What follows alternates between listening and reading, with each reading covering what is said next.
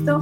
Mi nombre es Ana María Romero Ibagón. Yo soy psicóloga, magíster en neurociencias, neuropsicóloga clínica de la Universidad Nacional de Colombia. Para las personas que se encuentran aquí, las personas que no son de Colombia y que se nos están uniendo el día de hoy, pues bienvenidos son también. Yo sé que muchas veces nos saludan desde México, una que otra persona también por ahí desde Argentina, desde Ecuador, Bolivia. Entonces, muchísimas gracias por estar conectados. Saben que son bienvenidos a estos espacios. Entonces, las personas que están en Facebook van a poder tener acceso a la presentación, ¿sí? Porque hay una presentación relacionada con la temática del día de hoy, pero pues también voy a tratar de ser muy explícita para las personas que están viendo en Instagram, ya que pues por Instagram sí es un poquito más difícil poder proyectar esta presentación. Igual, todo este material va a quedar registrado para que ustedes puedan tener acceso posteriormente a él. ¿Listo? Entonces, si quieres, vamos a pasar a la siguiente diapositiva, por favor. Listo. Entonces, una diapositiva muy llamativa, realmente. Una diapositiva que estoy seguro que de pronto algunos de ustedes conocen estas películas. Estas son películas muy famosas, algunas. Yo diría que en su mayoría, no sé si por ahí todos se la han visto. Ay, mira, un saludo desde Paraguay. Sí, muchas gracias, Liz, por conectarte. Un saludo también a Ani, un saludo a Guy de Malibert, que se conecta desde Instagram. Pues bueno, entonces, como les comentaba, ¿sí? Finalmente, estas 4 películas que tengo acá fueron una de las que seleccioné algunas, porque pues hay un montón que hablan sobre este tipo de patologías. Son bastante llamativas realmente, o sea, hablar de este tipo de trastornos es muy llamativo. Creo que por eso mismo es que se ha visto como tan permeado por el cine. ¿Por qué? Porque la forma en que empezamos a percibir las cosas por medio de estos trastornos es bien, bien diferente.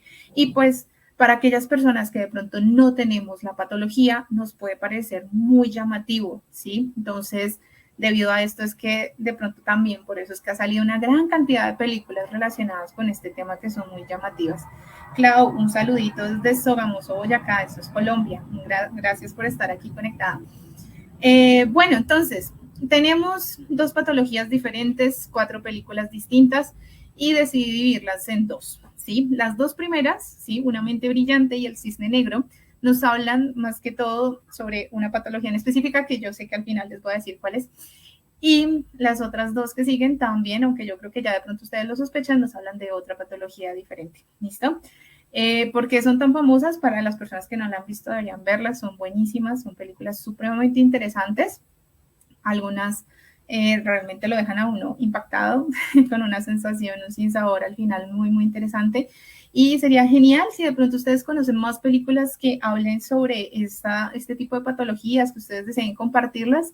Genial, genial, porque aquí también todos somos amantes del cine, entonces buenísimo que las podamos compartir. Entonces, es muy llamativo, ¿cierto? Porque a veces la perspectiva que se da de este tipo de patologías, de la esquizofrenia, el trastorno de identidad disociativo, es que hay por detrás de fondo agresividad, situaciones súper tensas, dramáticas. Entonces, por eso es que también termina siendo como a veces generar una serie de tabú alrededor de este tema, de que pues la persona es peligrosa, así puede ser el asesino en serie, en fin. Entonces, es bueno empezar a quitar un poquito estos estigmas que hay alrededor de estas enfermedades por esto. Y pues bueno, vamos a entrar entonces con la esquizofrenia. ¿Listo? Entonces vamos a dar a la siguiente diapositiva, por favor. Listo. Entonces, para las personas que están en Instagram, las películas en las que estoy hablando están Una mente brillante, El cisne negro, también estaba Fragmentado y por último El club de la pelea, ¿sí? Para que las tengan ahí presentes. Bueno, ¿qué es la esquizofrenia? La esquizofrenia, digamos que se viene de una palabra griega, ¿sí? Que se divide en 2, que digamos es la primera parte, esquisen, ¿cierto? Que hace referencia a dividir, romper, y fren, ¿cierto? Que es el entendimiento, la mente, ¿sí? Esta forma inicial, ¿cierto? Que se describe en la enfermedad, ¿cierto? Como dividir el entendimiento, la mente, fue lo que generó realmente la confusión entre las 2 patologías, entre la esquizofrenia y el trastorno de personalidad múltiple. ¿Por qué? Porque si nos fijamos entonces en la descripción, digamos, de la palabra, ¿cierto? El origen de la palabra entendemos que es una división, ¿cierto?, de la psique humana. Entonces, pues quizás podríamos tomarlo como dos personalidades o algo similar. Esto fue lo que realmente generó esta confusión tan grande. La esquizofrenia es una entidad realmente bastante reciente que se empezó a estudiar, ¿sí? Y vamos a hacer un rápido, digamos, ahorita conteo de la historia sobre esta enfermedad. Pero bueno, acá tenemos entonces una idea general sobre cómo surge esta enfermedad, ¿cierto? Pero ahora vamos a dar paso a la siguiente diapositiva, por favor, para explicar, bueno, pues, ¿qué es esto? Porque es que es bastante complejo. Entonces tenemos, ¿cierto?, que la esquizofrenia hace referencia a una patología psiquiátrica, claramente, que genera conductas, ¿sí?, que pueden ser como anómalas, ¿sí?, para la comunidad, para las otras personas, que básicamente nos están dando una percepción alterada de la realidad. Es decir, la persona que tiene esta enfermedad va a empezar a tener una sensación, una percepción del contexto, de la realidad a mí que me tengo a mi alrededor, que va a ser distinta, ¿sí? Va a ser alterada, va a ser distorsionada y eso que va a generar que para las personas del exterior nosotros percibamos esa conducta como extraña, como que no corresponde, ¿cierto? Como que es diferente, es algo extraño. Entonces, esto, sí, básicamente es la esquizofrenia. Esta es una definición bastante sencilla, bastante simple, si nos fijamos, ¿sí? ¿Por qué? Porque las personas que de pronto han estado en contacto con pacientes que tienen esquizofrenia, personas que tengan esquizofrenia, familiares que hayan vivido con pacientes con esquizofrenia, nos daremos cuenta o se darán cuenta que pues, la enfermedad es bastante compleja, ¿sí? E empieza a tener un impacto en diferentes áreas de la vida. Entonces, vamos a pasar, por favor, a la siguiente diapositiva y debido a esto es que, bueno, se ha hecho un estudio desde hace varios años, pero como les decía, no tantos, porque pues dentro de la historia de la psiquiatría tenemos muchísimas descripciones de muchos años atrás y quien primero empezó a hablar sobre este tema fue en 1887, por allá a esos años, un psiquiatra que se llamaba Emil Kraepelin. Listo, entonces él fue el que empezó a dar la descripción de esta enfermedad. En ese momento no se le llamó esquizofrenia, todavía no se le llamaba así, sino que en ese instante se le llamaba demencia precoz, ¿sí? Entonces, ¿por qué precoz? Porque era un tipo de demencia que daba en los jóvenes, ¿sí? Daba, pues, digamos, en la adultez temprana. Entonces, por eso fue llamativo para este psiquiatra, para Kraepelin, porque era analizar la conducta de los jóvenes, síntomas, digamos, de deterioro cognitivo bastante fuerte, alteración de la conducta también, cambios emocionales muy drásticos que hacían referencia a un proceso degenerativo, que para él era un proceso degenerativo en la persona. Entonces, por eso fue que se le dio esta primera definición como demencia precoz. Sin embargo, después de unos años, bastantes años, a eso de 1908, un psicólogo llamado Jim Bleuler es quien da realmente el término esquizofrenia y lo diferencia de una demencia precoz. Dice, bueno, la demencia precoz no aplica realmente. ¿Por qué? Porque los procesos cognitivos, si bien están afectados por la enfermedad, no hay un proceso neurodegenerativo tan claro que lleve a, digamos, a un estado de deterioro como puede llegar a ser, por ejemplo, un Alzheimer, que ya hemos hablado por ahí en otros lives al respecto, como es el avance de la enfermedad de Alzheimer. Entonces, en este caso, las personas con esquizofrenia podían tener un deterioro cognitivo, pero no llegaba al mismo grado que, por ejemplo, un Alzheimer, ¿sí? Entonces, debido a esto, él dijo, ¿cómo? Vamos a llamarlo diferente, y pues lo llamó esquizofrenia, haciendo referencia a la escisión, es decir, como a ese quiebre, por decirlo así, en la mente, en la psique de la persona. Y él empezó a describir 4, ¿sí?, aspectos o síntomas bases, ¿sí?, que estaban en la esquizofrenia, en los pacientes con esquizofrenia, y a esto le llamó él las 4 As, básicamente. Entonces, la primera hacía referencia a la disgregación de las asociaciones de ideas, y por eso, digamos, es la palabra asociaciones de ideas. ¿Qué quiere decir esto? Que pareciera que la persona empieza a pensar como fragmentado, ¿sí? Como por partes, ¿sí? Esto genera un discurso supremamente desorganizado, ¿sí? Que es como incoherente, inconexo en sí mismo. Aparte de eso, también presentaban afectividad plana, ¿sí? ¿Qué es eso de afectividad plana? Es que yo estoy así como como que no demuestro ninguna emoción, súper seria, ¿sí? Como apática, básicamente. Entonces, como que es un afecto muy, muy plano, no muestro ni alegría, ni tristeza, ni nada, súper plana afectivamente. También mostraba ambivalencia, ¿cierto? Entonces, de un momento a otro podía cambiar la persona de postura, de posición, cambiar de ideas, de conducta, mostrarse de un momento a otro muy errática. Y él incluyó algo también llamado autismo, y pilas con esto porque no quiere decir que las personas con esquizofrenia sean autistas, sino que fue un término que se dio en ese instante para el síntoma, ¿sí? Que básicamente hace referencia a la desconexión con la realidad, ¿sí? O sea, la desconexión con el contexto, con el entorno. Entonces, personas supremamente ensimismadas, ¿cierto? Hablando de pronto solas en muchas ocasiones. Entonces, esta fue como esa primera definición. Claramente, Bleuler empezó a decir también que pues habían otros síntomas, ¿cierto? Que se agregaban, ¿cierto? Que eran, digamos, como por decirlo así, eh, bueno, que se agregaban y hacían parte también de la patología, por decir de alguna manera. ¿Listo? Entonces vamos a pasar a la siguiente diapositiva para ver también un poquito más cuáles son esos síntomas, ¿sí? Entonces, a partir de ello se hace una diferencia entre los síntomas positivos y síntomas negativos, ¿sí? ¿A qué hacen referencia con esto de síntomas positivos y negativos? Para que de pronto las personas que nos están viendo y pues tienen conocimiento sobre la enfermedad, porque yo por ahí vi una vez un comentario de, es que eso de positivo no tiene nada y esta enfermedad es terrible, entonces porque es que dicen que es positivo y claramente tienen toda la razón. No se trata de que existan síntomas positivos como agradables, por decirlo así, porque realmente los síntomas propios de esta enfermedad son muy difícil, generan unos procesos, digamos, de disfunción muy fuertes. Entonces, cuando decimos síntomas positivos dentro de la psicología, dentro de la psiquiatría, hacemos referencia a que son, que se añaden, ¿sí? O sea, son algo que se añade a la persona, ¿cierto? Entonces, por ejemplo, hablamos de los delirios, de las alucinaciones, de este pensamiento desorganizado, ¿sí? Entonces, son aspectos que yo añado, ¿sí? La persona basal y yo añado esto. ¿Sí? Entonces, por eso es que se llaman positivos, no porque hagan referencia a que son buenos, ¿listo? Volvemos al punto, de delirios. Entonces, por allá hubo un live donde yo hablé sobre el trastorno bipolar y decía que es que las personas con trastorno bipolar podían llegar a tener delirios. Entonces, ¿es que la esquizofrenia es igual al trastorno bipolar? No, ¿sí? Son entidades diferentes realmente.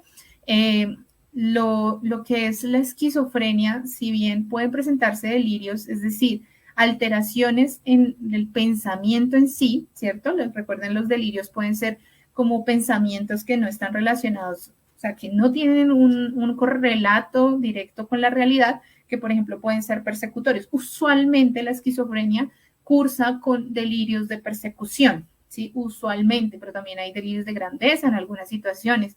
Entonces, ¿qué es delirios de persecución? Es que yo empiezo a pensar, ¿cierto? Que hay personas que me están siguiendo, que hay personas que quieren atentar contra mí, contra mi vida, ¿sí? Entonces, eso inmediatamente a mí me condiciona conductualmente, hace que yo tenga una posición diferente.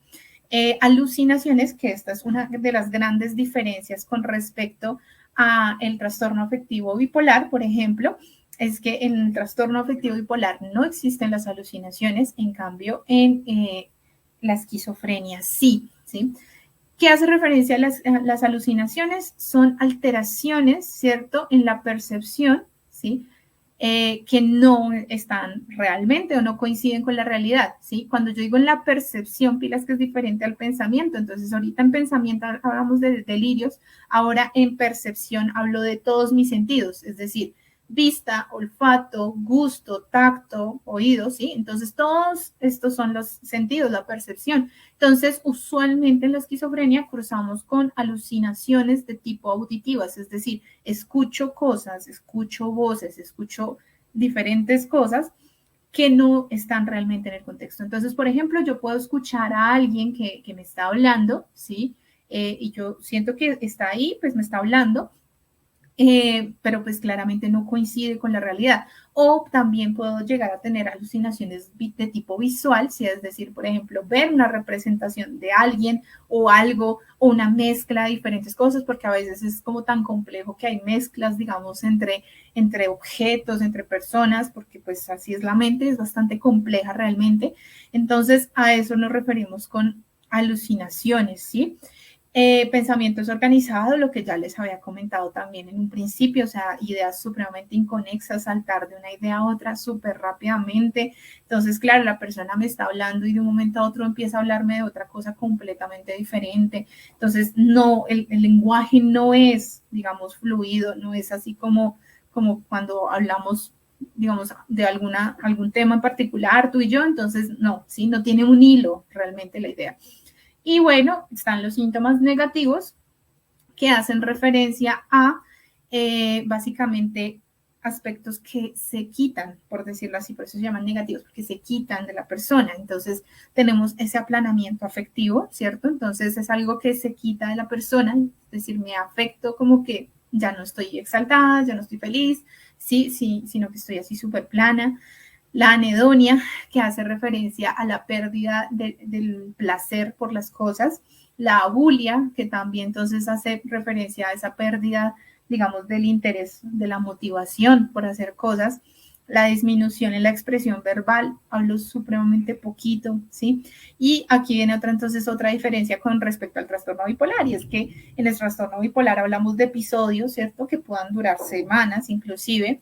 En la esquizofrenia hablamos también de cambios muy abruptos, o sea, estos cambios pueden suceder en días, por ejemplo, donde la persona está supremamente exaltada, en un momento a otro también está súper plana efectivamente, ¿sí? O sea, todo esto va en conjunto, no, aunque acá está separado, ¿sí? No es como que se divida realmente la persona, sino lo vamos a encontrar todo mezclado entre sí. Vamos a pasar, por favor, a la siguiente diapositiva. Buenas noches, Nelcy. Gracias por conectarte. Gracias por acá también a Víctor que se conectó, a Francine también, a David, Cara, a Nat Franco que se conectaron por acá por Instagram, a Crea también, a Paula Andrea también por acá, a María, bueno, a todos un saludito muy grande. Listo, entonces hablamos de las afectaciones cognitivas. Muchas personas tienen un interés muy importante en esto, y es que recordemos que al principio esta enfermedad se le llamaba demencia precoz. ¿Eso qué quiere decir? Que tiene una afectación cognitiva significativa, ¿sí? Actualmente vemos que si bien hay una afectación importante en los procesos cognitivos, hay un buen pronóstico si la persona tiene un tratamiento temprano, ¿sí? Es decir, a mí me descubren el trastorno, perdón, la esquizofrenia, ¿cierto? Y más o menos al mes y todo esto, después de salir de la hospitalización o lo que sea, yo inicio mi tratamiento farmacológico terapéutico, que ahorita vamos a hablar de esos tratamientos. Inmediatamente entonces también puede que mis procesos cognitivos, digamos, que mejoren, ¿sí? ¿Qué es lo que más se ve afectado con la esquizofrenia? ¿Sí? Lo que más se afecta en la esquizofrenia es la capacidad atencional, ¿sí? Se ve muy, muy comprometida. Recordemos lo del tema el pensamiento desorganizado, ¿sí? Eso a mí lo que me hace es que es como, hagan de cuenta que ustedes tienen una lluvia de ideas, ¿cierto? Entonces es tanta la lluvia que ustedes no pueden ni mirar para dónde miro, ¿sí? O sea, no puedo tener como la atención a todo, sino que mi atención es supremamente dispersa.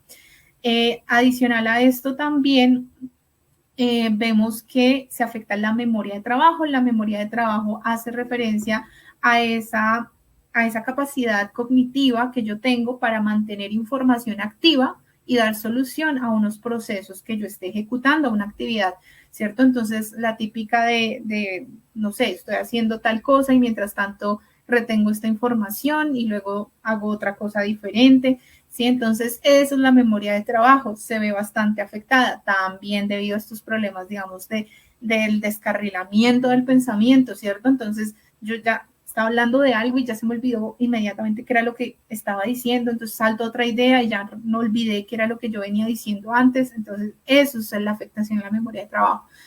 Funciones ejecutivas, ¿sí? Las funciones ejecutivas hacen referencia a los procesos más complejos, procesos cognitivos superiores de nosotros como los seres humanos, que hacen referencia a la planeación, a la resolución de problemas, a la inhibición de conductas.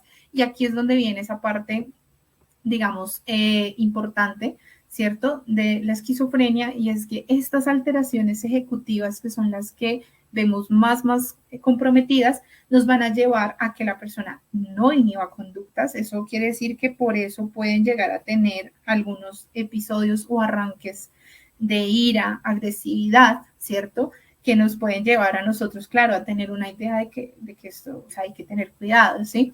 Pero no quiere decir que la persona en sí misma sea mala, ¿sí? Sino que recordemos que es un estado alterado de la conciencia. Por acá nos saluda Nesli, Doris, sí, la película, ahorita vamos a hablar un poquito de ella. Lida, también un saludo, buenas noches. Por acá, por Instagram, Víctor, ya, Santiago, un saludito, bienvenidos a todos. Bueno, y entonces por último también la memoria episódica. La memoria episódica hace referencia a eventos puntuales que me pasan a mí. Entonces, por ejemplo, recordar la semana pasada, lo que estaba haciendo la semana pasada, entonces fui a una reunión y estaba vestida así de esta manera y pasó tal cosa, ¿sí? Esa es la memoria episódica, yo puedo recobrar esa información. Entonces, ¿qué es lo que pasa? Que en este tipo de enfermedades, de trastornos, al tener un episodio que nosotros llamamos psicótico, ¿cierto?, tan fuerte, hay ciertas zonas a nivel cerebral, como en el hipocampo, por ejemplo, que es tan importante para la consolidación de los recuerdos, que se ve hipoactivada, es decir, no va a funcionar de la misma manera, y esto va a llevar a que la persona posterior, digamos, al manejo farmacológico, hospitalario, de todo el proceso de la enfermedad, refiera que no recuerde qué fue lo que pasó, ¿sí? Entonces, por eso es que de pronto pasa este tipo de cosas. Yo sé que muchos de los familiares dicen, pero ¿cómo no se va a acordar que usted hizo eso, que escribió en las paredes, que estaba así diciendo que lo queríamos matar, en fin? ¿Cómo no se va a acordar de eso? Pero pasa, ¿sí? Pasa porque precisamente es el proceso, o sea, es cómo se está llevando la enfermedad en ese momento. Entonces, no es como que la persona lo haga a propósito, ¿sí?, sino que es la misma dinámica de la enfermedad, ¿listo? Entonces, vamos a pasar ahora sí a la siguiente diapositiva. Un saludo, Jorge, desde Barranquilla. Bienvenido. Listo, entonces hablamos ahora de la patogenia, ¿sí? Es decir, como de las hipótesis del origen, de lo que se conoce del origen de la enfermedad.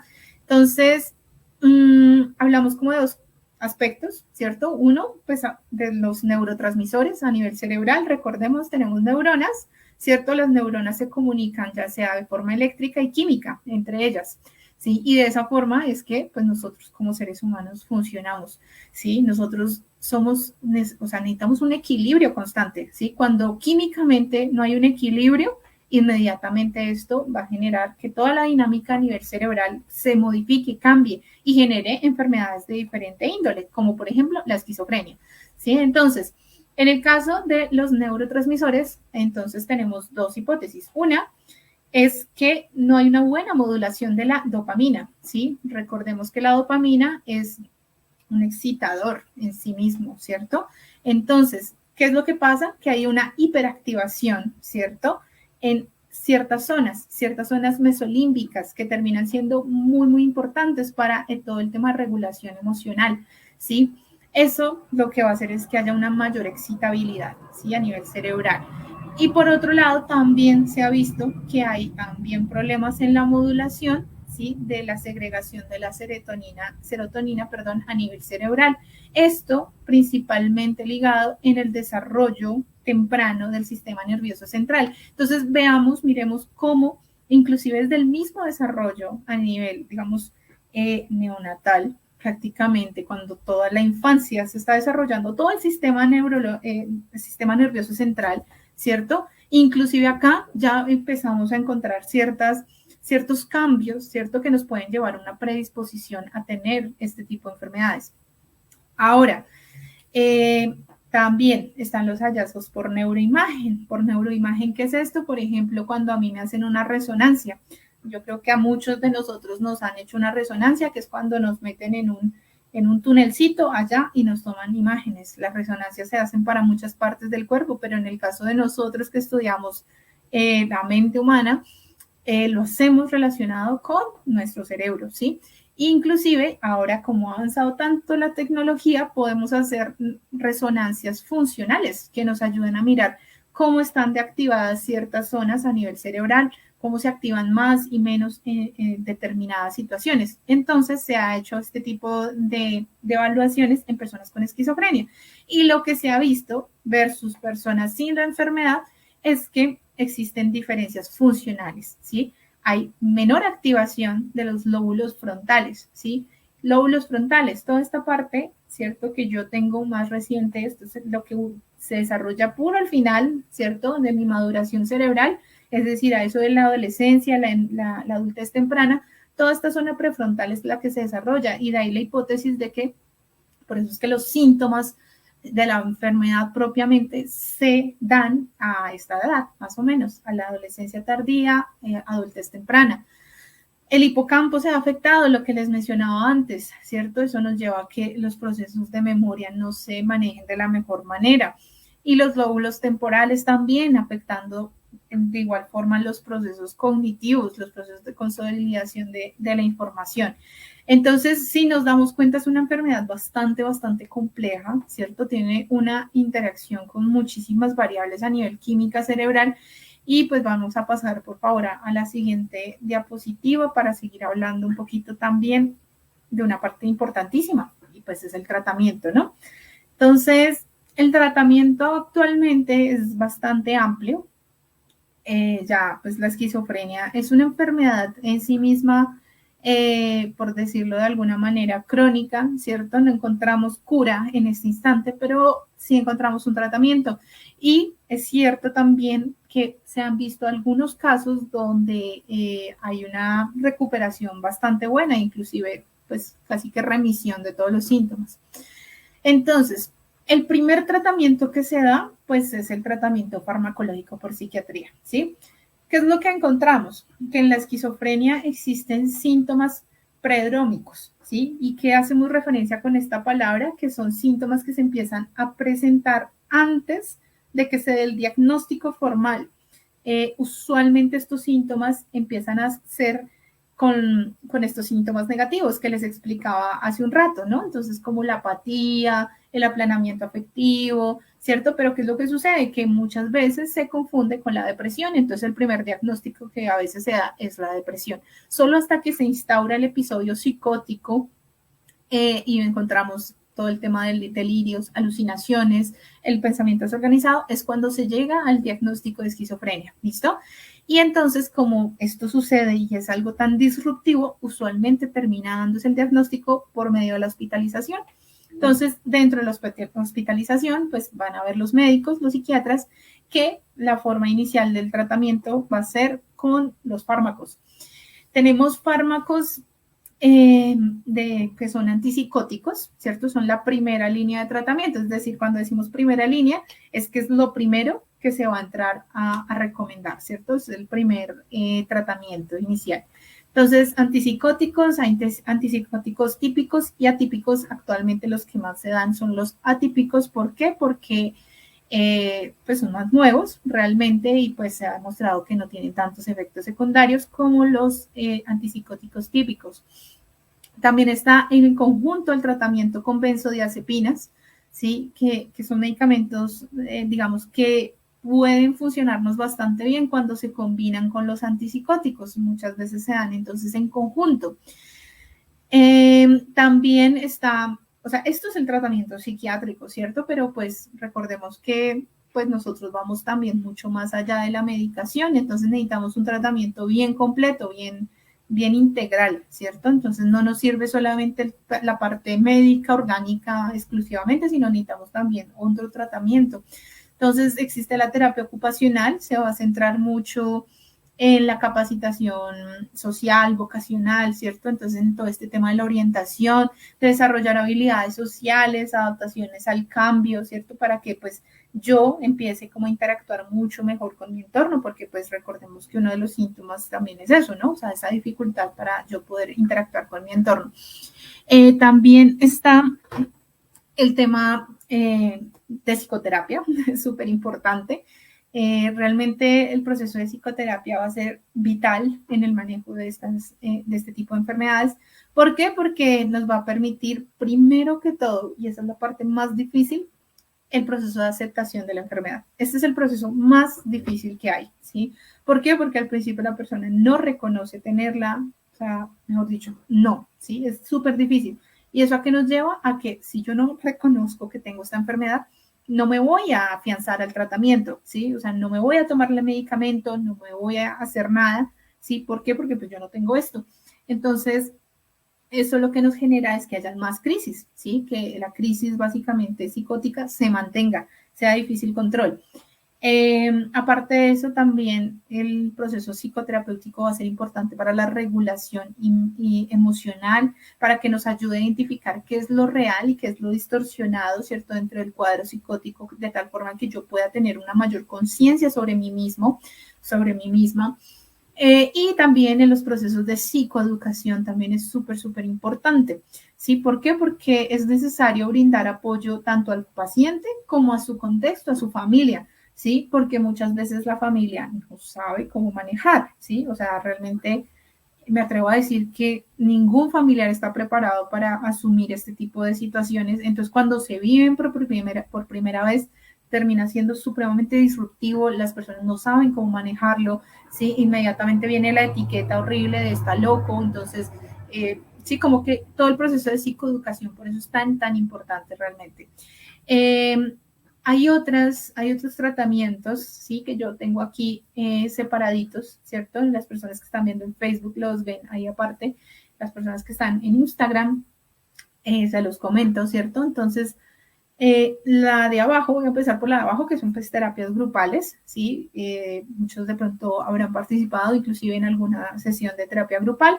Básicamente son muchas personas, inclusive personas, en su mayoría, personas que tienen esta misma enfermedad o otras enfermedades de corte psiquiátrico, compartiendo su experiencia, compartiendo cómo han sobrellevado la enfermedad, cómo le dan manejo, con el objetivo de, digamos, que colaborarse entre experiencias y de esta forma poder sobrellevar mejor la enfermedad.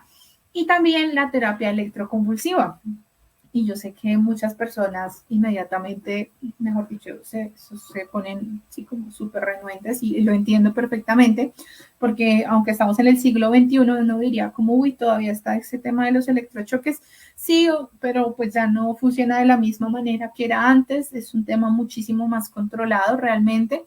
Se hace, no es realmente las primeras opciones que se aplica, esto se aplica ya dentro de las últimas opciones de tratamiento cuando no hay respuesta favorable a ninguna de estas otras opciones previas que les acabo de mencionar, ¿sí? Y ni siquiera es algo obligatorio, sino que es algo, digamos, que el paciente y su familia también decide.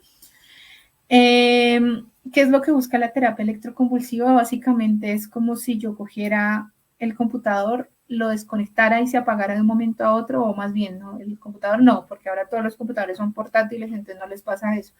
Más bien, que yo coja el modem de mi internet y cuando no falla, no funciona bien, todos sabemos la que nos recomiendan, desconectarlo y volverlo a conectar, ¿sí? Entonces, ¿qué es lo que hace la terapia electroconvulsiva? Lo que hace es generar, ¿sí? Mandar una serie de, digamos, electricidad al cerebro de tal forma que genere una crisis convulsiva, ¿sí? Y esto funciona casi como un reset, ¿cierto? De la persona cambiando, digamos, todo el tema eléctrico a nivel cerebral y químico, por tanto, y como recordamos, ¿cierto? En un principio les hablaba sobre la patogenia de esta enfermedad y cómo estaba el cambio a nivel de neurotransmisores, esto puede ayudar a los síntomas propios de la enfermedad. Claramente no es lo más recomendable, tiene un montón de efectos adversos también muy grandes a nivel cognitivos, entonces no es lo mejor, no es lo más recomendado, pero es un tratamiento, ¿sí? Por eso lo traigo acá y les informo al respecto. Vamos a pasar, por favor, a la siguiente. Y bueno, entonces vamos con la otra parte de lo que nos reúne el día de hoy. Y es que ya les di un amplio, digamos, como campo, por decirlo así, o vista de lo que es el trastorno, perdón, la esquizofrenia, ¿cierto? Entonces ahora vamos a hablar sobre el trastorno de identidad disociativo. Yo sé que ahora tiene un nombre bien particular, ¿cierto? Pero antes a esto lo conocíamos como el trastorno de personalidad o el desorden de personalidad múltiple. Y esa era como la forma en la que más se hacía como conocido, la que más uno, digamos, escuchaba de esto. En este caso es un trastorno de los, o sea, hace parte de un grupo de los trastornos disociativos, ¿sí? Son varios, pero este en específico es uno de ellos, que se caracteriza básicamente por la existencia de dos, tres o más, ¿sí? Muchas más identidades en una persona, con su propio patrón de percibir, actuar en el ambiente. ¿Qué quiere decir esto? ¿Sí?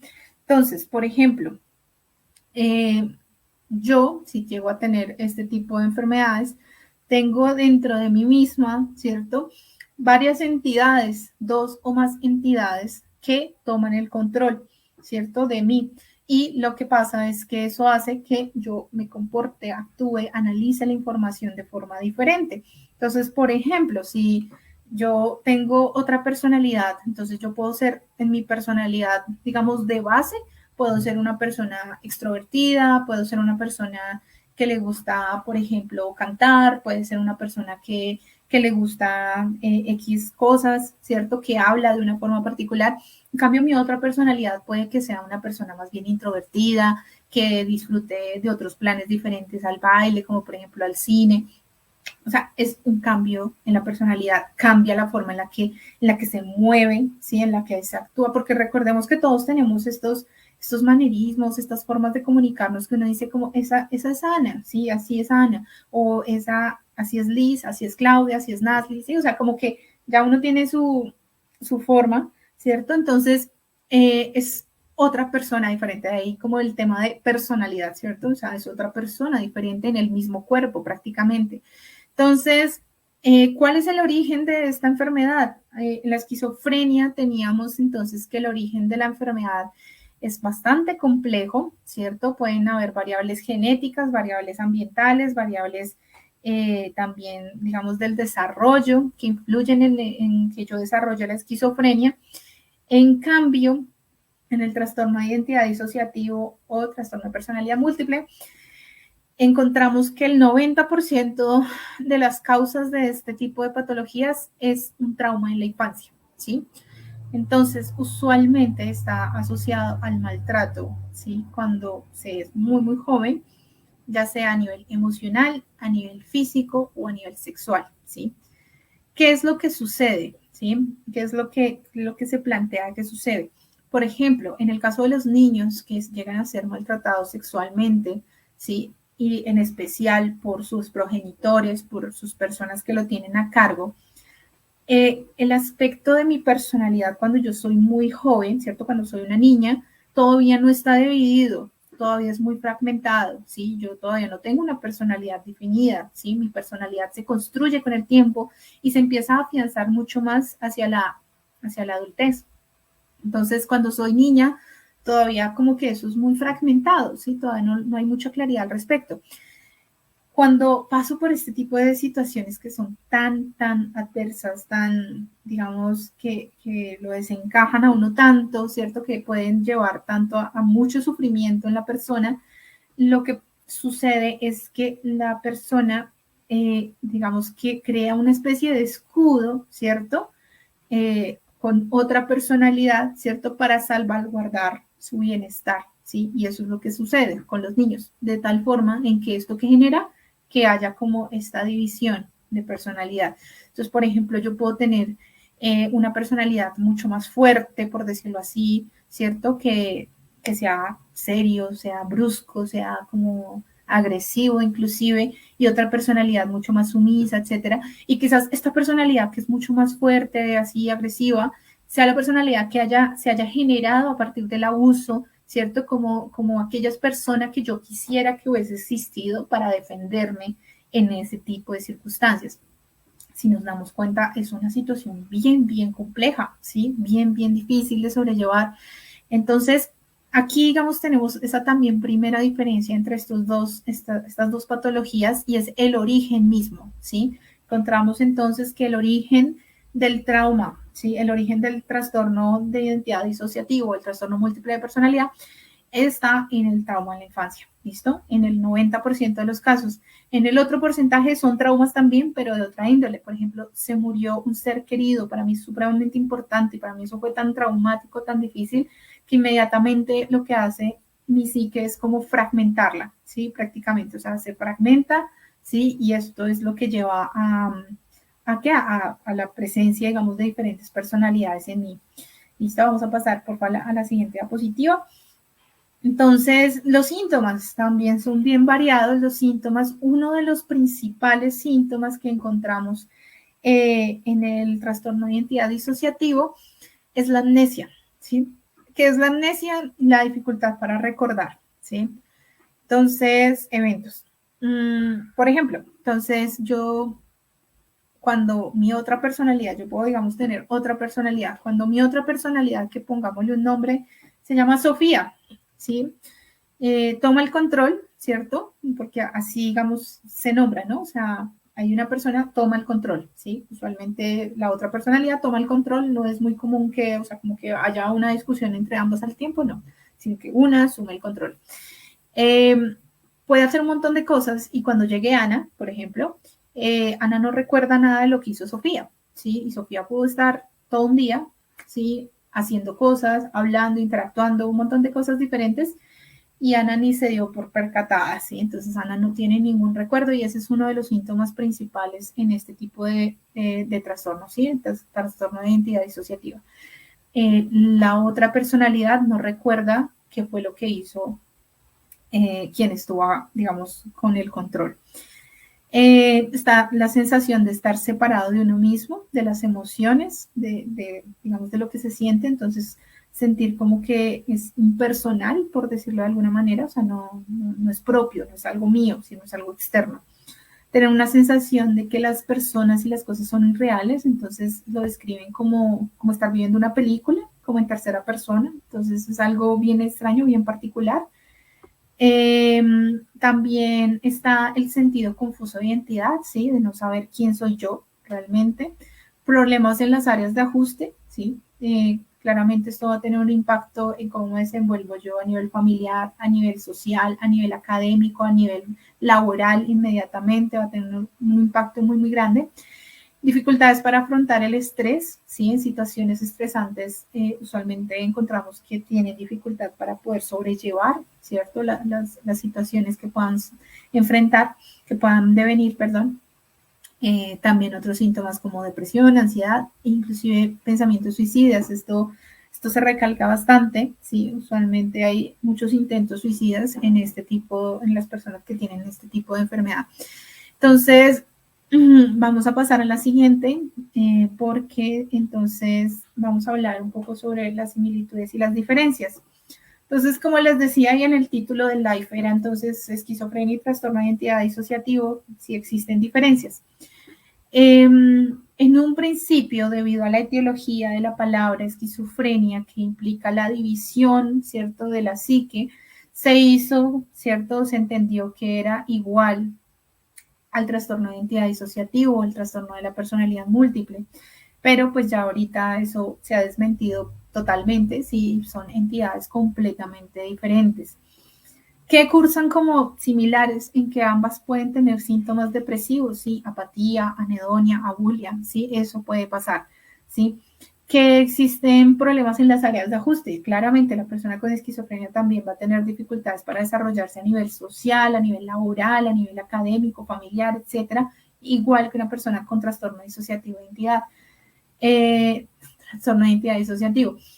Van a haber alteraciones cognitivas, sí, pero sí, solamente en la esquizofrenia. ¿Sí? En el trastorno de identidad disociativo usualmente no se presentan afectaciones cognitivas. ¿Por qué? Porque inclusive cada una de las personalidades manejan, digamos, desarrollos cognitivos inclusive bien particulares, ¿sí? Como por decir algo, no, yo soy buena en matemáticas. No, yo no soy buena en matemáticas. Como por decir algo, un ejemplo. Las alucinaciones y los delirios, aquí hacen referencia precisamente al tema de decir como, bueno, pero es que en el trastorno de la personalidad múltiple, yo escucho, ¿cierto? O sea, yo vivo, ¿cierto? Mi experiencia, entonces es como si yo escuchara una voz, ¿cierto? Es como si tuviera una alucinación quizás, ¿cierto? Entonces, eso quiere decir que la esquizofrenia, si yo escucho voces, es otra personalidad, tengo también trastorno de personalidad múltiple, no, sí, realmente no, no es lo mismo. Las personas que escuchan, digamos, las voces que tienen esquizofrenia y tienen este tipo de alucinación, ¿cierto? Auditiva, claramente es algo externo, ¿sí? Es algo externo que viene del ambiente y que yo lo escucho, ¿sí? Es como si ustedes me hablaran, yo les escucho, ¿sí? Pero en el caso del trastorno de identidad disociativo o el trastorno de personalidad múltiple es algo interno, ¿sí? O sea, esa comunicación es algo interna. Es algo similar a la que nosotros hacemos constantemente en nuestro día a día, ¿sí? Nosotros hablamos con nosotros mismos todo el tiempo. Entonces, en este caso, ¿cierto? Hay una comunicación interna, ¿sí? Pero inclusive a veces ni siquiera yo soy consciente de ello. ¿Por qué? Porque mi otra personalidad, por ejemplo, toma, digamos, el control de la situación. ¿Sí? Entonces, esta comunicación no es similar, ¿cierto? Es más interna, ¿cierto? Entonces, en la esquizofrenia la comunicación es externa, ¿cierto? El trastorno de identidad disociativo es algo interno. Tenemos entonces también la diferencia más grande es que pues la esquizofrenia es un trastorno psicótico versus el trastorno de identidad disociativo, que es un trastorno disociativo, hace parte de los trastornos disociativos. Disociativo hace referencia a que yo, digamos que me salgo, ¿cierto? Me distorsiono un poco de mí misma, ¿sí? Es como si yo me estuviera mirando en tercera persona. Sí, son situaciones que no son muy comunes. Las personas que también llegan a veces a experimentar este tipo de sensaciones son las personas que tienen epilepsia también, o por ejemplo también bajo el uso de sustancias psicoactivas. Entonces es una disociación de mí misma. En cambio, en el episodio, los trastornos psicóticos usualmente pues, son como ver cosas, ¿cierto? Que no están, que también lo puedo obtener con el consumo de sustancias psicoactivas, ¿sí? Que de por sí también eso se ha encontrado como un trigger, como un disparador en algunos casos de episodios psicóticos y de la esquizofrenia, el consumo de sustancias psicoactivas. No quiere decir con esto que toda la persona que consume alguna sustancia psicoactiva vaya a desarrollar esquizofrenia. ¿Vale? No es lo mismo. Vamos a pasar, porfa, a la siguiente diapositiva. Entonces, Jorge nos dice, en la película Fragmentado podemos ver este trastorno disociativo de personalidad, muy buena, recomendada. Exactamente, ya ahorita vamos a hablar un poquito de eso. Y nuestra psicóloga forense nos dice, ¿es posible que exista simulación en el trastorno dispositivo atípico para evadir responsabilidad penal? Es muy complejo el diagnóstico, muy chévere la charla, gracias. Ok, ya entiendo, o sea, ya entiendo a qué te refieres. Claro, en los procesos jurídicos, algunas personas pueden simular, ¿cierto? Pueden simular tener alguna patología de tal forma que puedan evadir los procesos penales, ¿sí? Ya entiendo a qué haces referencia. Claro, esa parte es difícil y de ahí la importancia de que el diagnóstico, que digamos, no lo mencioné, pero el diagnóstico tiene que ser una persona supremamente idónea, ¿sí? Tiene que hacer pruebas de personalidad, tiene que hacer pruebas cognitivas, tiene que hacer varias entrevistas, ¿cierto? Entrevistas muy bien hechas a profundidad con el paciente, con familiares, con personas cercanas para descartar, digamos, esto, ¿sí? Pero efectivamente encontramos algunos casos donde se simula. También importante saber que pues este trastorno realmente no es tan común, ¿sí? Es más común la esquizofrenia que el trastorno disociativo de persona, trastorno de identidad disociativo. El trastorno de identidad disociativo realmente es muy escaso, no hay muchos casos tampoco reportados ni estudios. Entonces, digamos que la investigación y los conocimientos al respecto son un poquito más limitados versus otros trastornos. La esquizofrenia es un poco más común y pues más o menos la prevalencia es al 1% de la población. Tratamiento para el trastorno de identidad disociativo tenemos básicamente dos. Farmacológico, entonces, como la persona con trastorno de identidad disociativa puede cursar con síntomas depresivos y ansiosos, entonces el tratamiento farmacológico puede estar dirigido a ansiolíticos o antidepresivos. Que es importante aclarar que esta medicación no tiene un efecto en sí mismo en la enfermedad, es decir, no propende curar o tratar en sí misma la enfermedad, no hay un medicamento específico para el trastorno de identidad disociativo, ¿sí? Mientras que en la esquizofrenia, como veíamos antes, sí existe un tratamiento específico, que son los antipsicóticos, ¿cierto? Entonces, eso también es otra gran diferencia, ¿sí? ¿Por qué? Porque entonces vamos a darnos cuenta que en este tipo de patologías disociativas, del trastorno de identidad disociativo, va a tener un peso supremamente importante el proceso terapéutico también por psicología. Entonces, ¿cuál es el objetivo del proceso terapéutico? Conseguir la integración de las diferentes personalidades en una única personalidad. Esto que implica un proceso larguísimo, ¿sí? O sea, esto no se hace en una sesión, esto se hace realmente en un proceso inclusive de años, donde empieza a indagarse por cada personalidad, por cada una, digamos, de las personas que habitan ese mismo cuerpo, de tal forma que se logre otra vez cohesionar. También sabemos que hay casos donde no funciona. Entonces, ¿qué es lo que uno busca? Que la interacción sea un poco más armoniosa entre las diferentes personalidades, ¿sí? Como les digo, esto es un proceso realmente muy largo. Hay algunos acercamientos hacia el tema de la hipnosis como tratamiento. Sin embargo, ahí sí, digamos que no es mi área, ¿cierto? Entonces, en ese caso, digamos, para mí digamos, como difícil recomendarles el proceso de hipnosis, ¿no? Vamos a pasar a la siguiente diapositiva, por favor.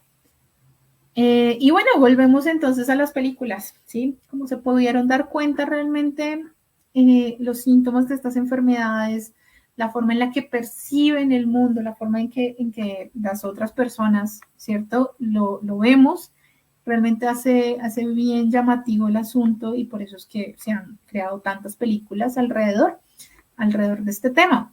Entonces yo les traje 4 películas realmente, pero pues hay muchísimas más que ustedes pueden indagar, solamente es que pongan en internet como películas sobre esquizofrenia, películas sobre el trastorno de identidad disociativo. De las primeras 2, ¿sí? Según lo que acabo de explicarles, y de pronto si ustedes la han visto, vamos a hablar, por ejemplo, la primera, Una mente brillante, ¿cierto? Entonces tenemos a un profesor muy, muy teso, ¿cierto? Que, bueno, tampoco quiero hacerles spoilers si de pronto no han visto la película, pero básicamente tenemos un profesor muy, muy, muy bueno, ¿cierto? Que después termina ganando el premio Nobel en matemáticas, tiene una mente excepcional, de ahí el nombre de la película, pero pues también empezamos a ver que desarrolla una serie de síntomas relacionados con la esquizofrenia, es decir, ver, escuchar cosas que realmente no son, y pues bueno, claramente esto tiene una dinámica dentro de él, su relación de pareja, en fin, que es bastante interesante.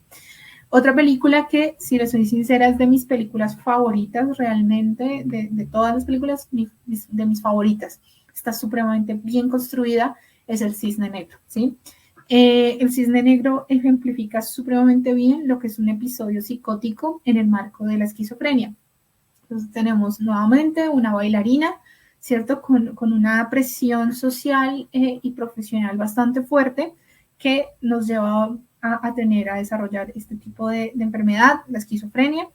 Está supremamente bien planteada, nos hace realmente sentir este tema paranoide de la persiguen, de la quieren hacer daño, de que pues es ella misma, ¿sí? Entonces está muy, muy bien construida. Y estas dos hablan sobre esquizofrenia. Después tenemos estas otras dos que tenemos a la derecha. Sí, que pues bueno, las personas que están en Facebook sí la están viendo, las personas que están en Instagram no lo están viendo, pero pues yo aquí les hago la recreación, no hay ningún problema. Las otras dos películas que hablan sobre el trastorno de identidad disociativo, entonces serían Fragmentado, ¿cierto? Que como bien decía Jorge también por acá, efectivamente es como que las películas que creo que más representa esta enfermedad. Es uno de los casos así que uno dice como, uff, sí, pues tampoco, sí, o sea, obviamente es muy buena, sí, pero esto, digamos, ya es un poco exacerbado, ¿no? Eh, esta persona, no recuerdo bien cuántas personalidades tiene, pero más o menos son como 7, 8 personalidades, una cosa así. Eh, Y me parece que ejemplifica bastante bien el tema de la diferencia entre las personalidades, la diferencia en la forma de hablar, de comportarse, de actuar, de gustos, ¿sí? Eso, sí, o sea, básicamente eso, y cómo hacen referencia a quien toma la luz, es decir, a quien toma el poder en el cuerpo y cómo se comporta en ese instante y qué decisiones toma y cómo las demás personas pueden no tener conocimiento o olvidar. Eso me parece genial, ¿sí? Claramente hay una parte aquí, digamos, de cine en la cual digamos, como que tiene torna esta sensación del asesino, etcétera. Entonces, ahí es donde yo difiero un poco, pero de resto me parece una excelente película.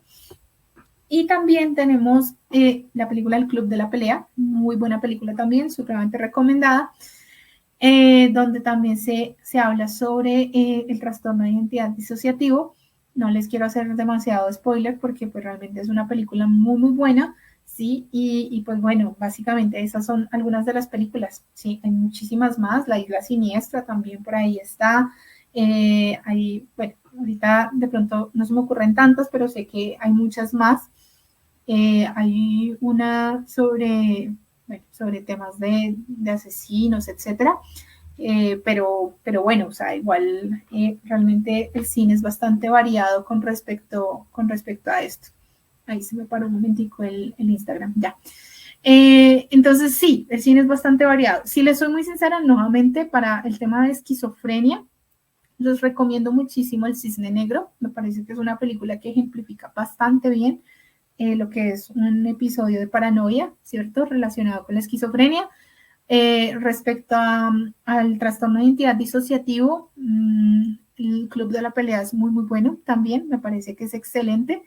También La Isla Siniestra, me parece, no la agregué acá a la imagen, pero es otra de las películas que es muy, muy interesante. Y pues bueno, realmente si tienen más películas que puedan recomendar, genial. No sé si tengan dudas en este instante.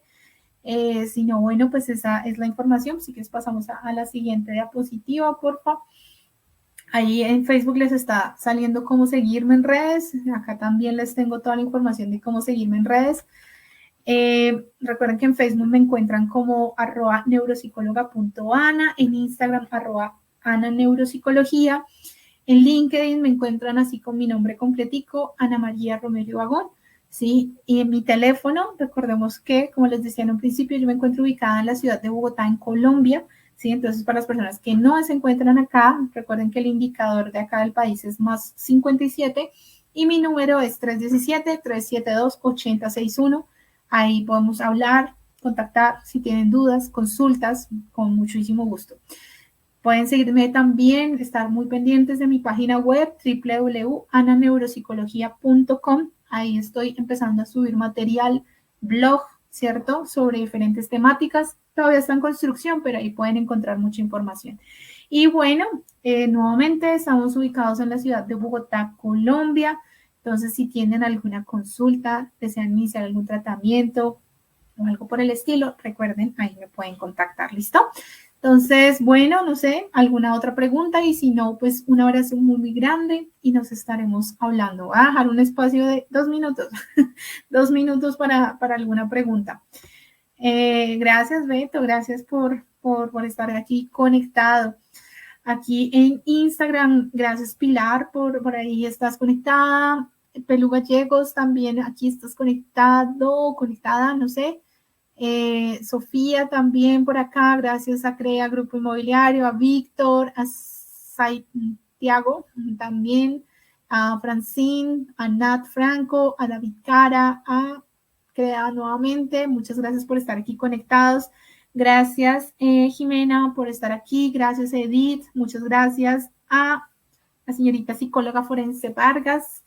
Gracias a Jorge también por tus comentarios, a Lida, a Doris, a Nelsi también, a Clau, a Liz, a Ángela, a Andrés, a Ángela nuevamente, muchas gracias. Gracias a Paola también por estar ahí detrás de cámaras ayudándome tanto. Víctor, ¿cómo podría... aquí Víctor nos hace un comentario súper importante, ¿no? Entonces, ¿cómo podría convencer a alguien que inicie el proceso de tratamiento? Se niega y se niega a que no quiere ayuda, pero a esta altura debe estar medicada, pero no. Bueno, lo que decía antes, ¿no? O sea, el tema del proceso de aceptación de la enfermedad es algo bien, bien, bien complejo. Realmente creo que es una gran parte, es el poder hablar con la persona y tratar de escucharla sobre cómo se siente, ¿sí? O sea, qué es lo que la hace negarse frente al tratamiento, qué es lo que piensa, cuál es su opinión al respecto, ¿sí? Cuál es la realidad que vive. Sí, porque, bueno, si estamos hablando, digamos, de algunos de sus trastornos, ¿no? ¿Qué es lo que la previene en ese instante?